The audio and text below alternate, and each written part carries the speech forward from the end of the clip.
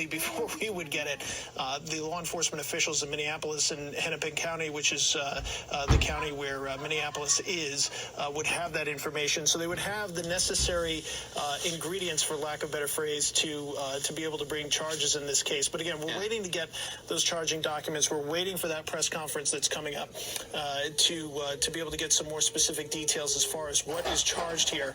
But I think the path forward, given that the officer who has been named is the person who was arrested, he's the officer who had his knee on George Floyd's neck, that doing that while he was in custody was really the kind of the marker there from a legal standpoint where there could be charges. And so I think that's the officer that you're seeing on screen. That's the one that we understand has been arrested.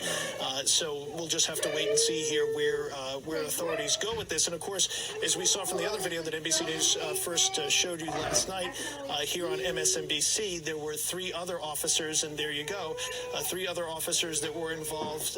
Their participation in this is something that will undoubtedly be looked at by local authorities as well, perhaps by federal authorities. We have no word that any of those other officers have been arrested, so we'll just have to keep watching out for that. Katie and Chuck.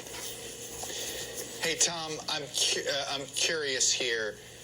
How relevant is it in the prosecution that essentially these police officers, they were investigating a nonviolent crime, right? Forgery here. This was not armed robbery. This was not, there was, how relevant is that they basically used excessive force on a nonviolent investigation? Potentially quite. Is that relevant? Yeah, Chuck, it's a great question and potentially quite relevant.